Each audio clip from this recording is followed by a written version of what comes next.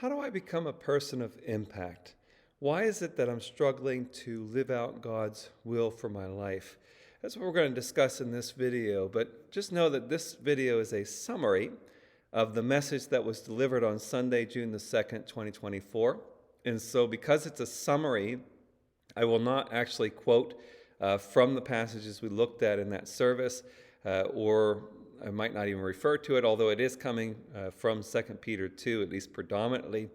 So if you want the entirety of the message with all the details and all the quotations, that is on the video for the service of Sunday, June the 2nd, 2024. You can find that on our YouTube channel. But this is a summary. And so the question is, how do I live a life of impact? How do I get myself to do the will that God has for my life? And the obstacles to that, we've been over a couple. One of the obstacles is just not actually knowing that what God's will is specifically, or having it defined correctly, or just not realizing that God can empower me to do the thing that He's called me to do. And in particular, to enter into that trust-based relationship with Him, praying and seeking Him, studying His Word, living according to it, and serving in ministry and seeking to reach people, to evangelize others, and that whole picture. And the reason why I'm not doing it is, one, because I don't realize that is what He's called me to do, and that He will empower me to do that. So I feel like I'm not capable, and because of that, I'm not doing it. So I need to learn that I am capable. He is going to, if He's called me to do it, He's going to enable me to fulfill that calling. The other aspect we've covered up to this point is some of it is not knowing how to orient our lives around the Bible. God's clear revealed word is what is in the pages of the Bible, the Scripture. And so if I know that and make sure I'm interacting with it, because some of us know it, but we're relying more on how we feel about things and what other people are doing, then what does the Bible say about this? And we should be consulting the Bible constantly on our decisions, on the way we're living our lives, asking, what does the Bible say about this? Let me go with that. But the third issue that we're covering in this video is that we don't quite understand what's the threat of not serving God's will in both directions, whether it's I'm a Christian, but I'm not actually living out God's will completely, or someone's not a Christian and they're choosing not to enter in. Both of them do that because they don't understand the threat that's ahead of us. And if we can understand the threat and what to do with it and the ins and outs of it, we might find that we have the motivation to do God's will. And we might find that others have the motivation to do it. We might persuade others to surrender to His will, whether it's getting saved or getting right with the Lord. So the threat is it is destruction. Destruction comes into our lives when we don't surrender to God's will. And the tricky part of it is it comes into our lives sometimes immediately, but many times it's delayed. The consequences come later. Or some of the consequences happen in our earthly life, and some of them come later. And because of that, we're just kind of short-sighted. We tend to think that we're okay because we don't have any consequences yet.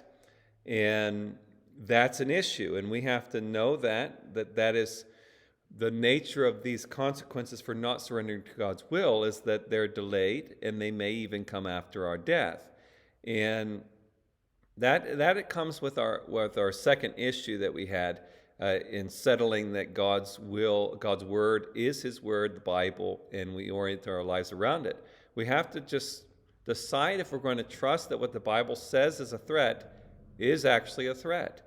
And if we can't do that, we're not going to be motivated. But if we know that there's going to be consequences for me not surrendering to God's will, and I believe that, then I'm going to add some fuel to the fire of being motivated to do His will. And if I can convince others to see that there's a danger for not doing God's will, then that's going to add some fuel to the fire to motivate them to enter into surrendering to the Lord and doing His will. So that's the first thing, is to know and understand the nature of the destruction. But secondly, I need to know where the destruction is coming from. How is it being introduced to my life? And it's coming two ways. One, there's an external source for the destruction in the form of people. So people will come and influence my life and introduce ideas and beliefs and behaviors that I pick up on, and the result is I end up landing on destruction. And I need to know that the people that bring it into my life many times are themselves appearing to be believers. They look like believers, they talk like believers, they act like believers, and there's different layers to this. Sometimes they know that they're not, but they're just putting on a good act. Sometimes they think that they're actually right with the Lord, and they're deceived, and they're misguided, and they're not actually right with the Lord.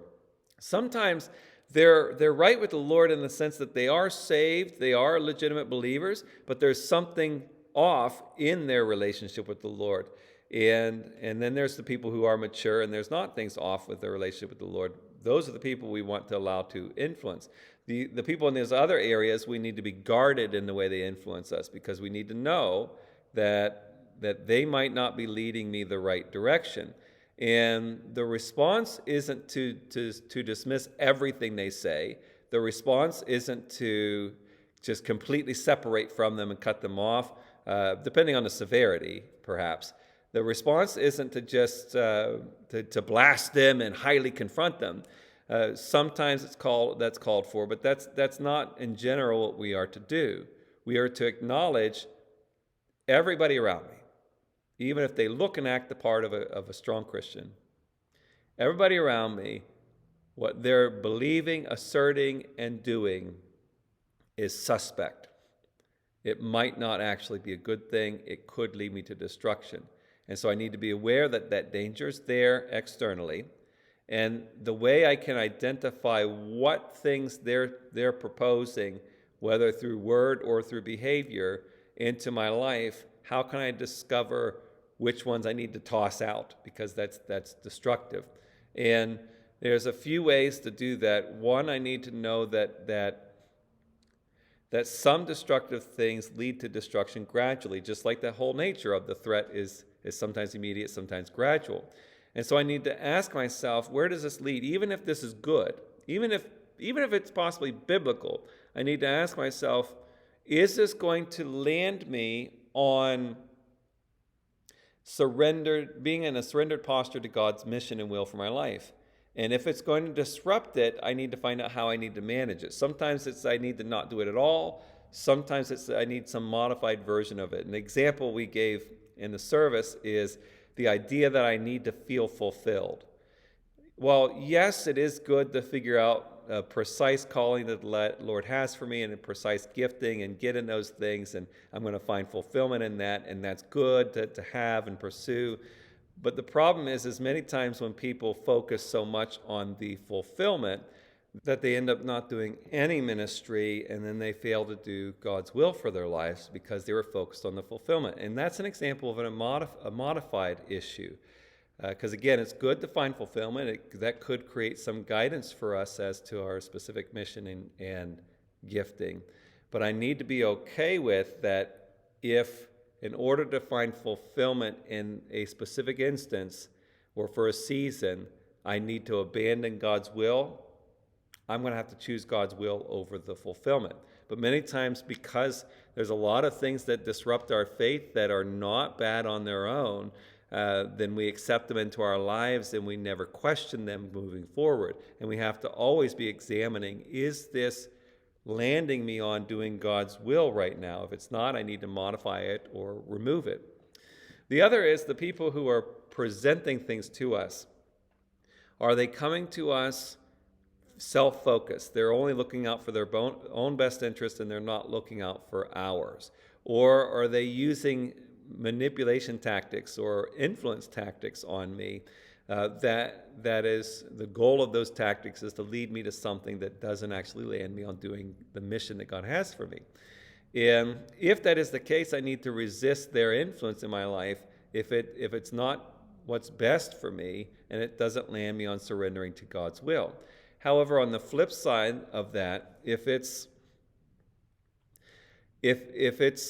someone comes to me with their own best interest in mind, or they're using tactics on me, that doesn't mean I need to reject that, because it is okay to seek mutual benefits where it benefits me and it benefits you.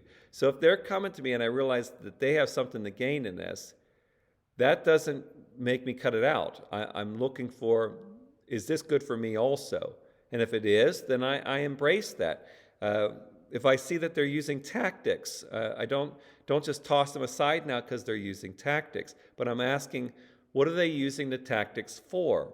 Are they using them to get me to serve God's will for my life? If they are, I need to embrace that. And many times people's over caution for false teaching and bad influences causes them to not let God positively help them and influence their lives through the people that are in their lives. So I need to know how to work that both ways. So that's the external threat. Thirdly is the internal threat, that there's things inside of me that's leading to destruction, and this is probably the worst thing, because we love to be able to point the blame to others, because that kind of gets the blame off of us. But even if someone led us astray, even if someone tricked us, even like a scam scenario, the only reason we fall for those things is because of the desires that we have in our hearts.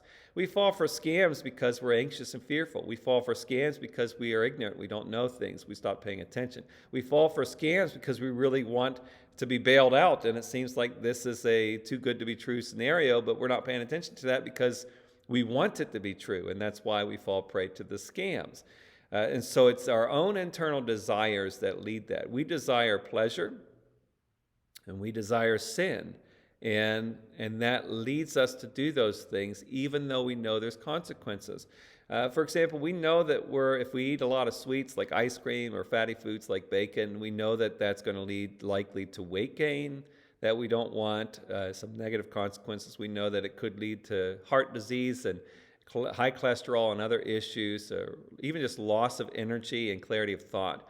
We know that they lead there, but we still do it. And the reason is because we want the pleasure of it. And so we need to learn how to convince ourselves and help ourselves to see that, yes, this is pleasurable, but in the long run, I'm not going to want to be where this lands me. And so I need to know that and know that that's what I'm dealing with. I'm dealing with my own desires. And one of those desires is a need to feel assured and to feel confident.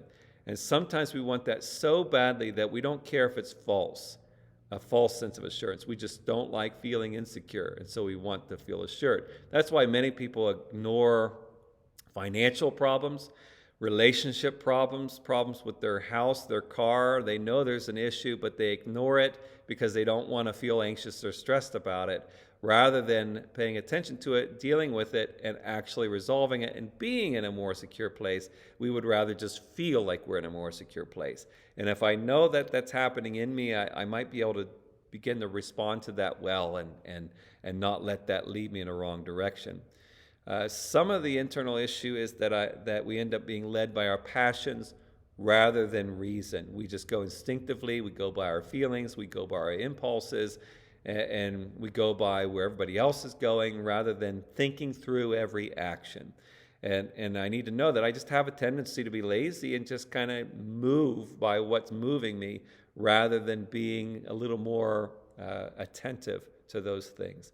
And then lastly, really what it boils down to as far as my internal struggles is I don't want anybody to restrict me from what I want to do and what I don't want to do.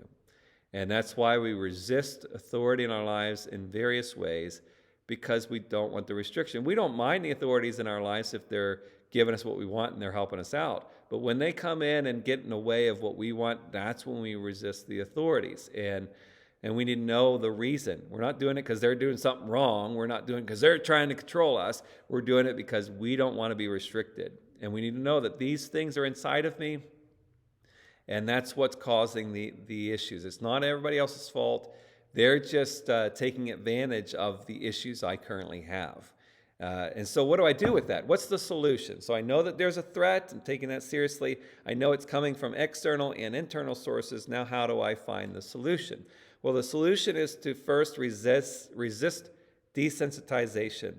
I need to resist feeling comfortable with apathy and complacency and sin and not doing God's will for my life. I need to stop feeling comfortable with that in my own life and the lives of others. Not that I need to attack others, not that I need to be harsh or anything, but I just need to not feel comfortable about it. I need for it to bother me that I'm that way and other people are that way. I need to understand freedom correctly. Listen, we're never totally free. We're serving someone. And so it's not that we ever have absolute authority and control over everything in our lives. We never have that freedom. We're just free from a specific thing. So we might be free from God's commands, but we're not free from the consequences of that. We might be free to do what we want in different ways, but really we're not free from our impulses or our addictions, or many times it's the people we want to please them, and so they're kind of dictating what's happening. We're never actually totally free. So the question is, what do we want to be free from, and what do we want to be enslaved to? And if we decide that I know I'm going to gain and lose, I'm going to surrender to the Lord and be free from all the consequences, and I'm going to receive all the benefits that come from that, which means I need to rely on Him. So I need to rely on His strength. I need to seek Him and rely on Him to empower me. And lastly, I need to focus on growth rather than salvation. Some people, the reason why they fall apart in their faith is because they're just asking what's good enough to get in. And sometimes a person does get in, just barely, but many times when people are just asking what's good enough to get in, they don't live a life empowered fully by the Lord, and they fail to get in entirely. And so instead of just asking what's good enough, just ask, what does the Lord want from me? And I'm going to go wholeheartedly into that, and I will find myself getting away from these destructive things that are ahead of me and experiencing a life of fulfilling God's will for my life. If you have any questions about that, or just give me any thoughts that you have on the content of this video, leave it in the comments. I'd be glad to hear it or respond to it. And then if you would like to grow in your faith in person and you live in the Pittsburgh area, we'd love for you to join us at Bethel Assembly of God, 2501 State Street, Wednesdays at 6:30 and Sundays at 10 a.m. God bless.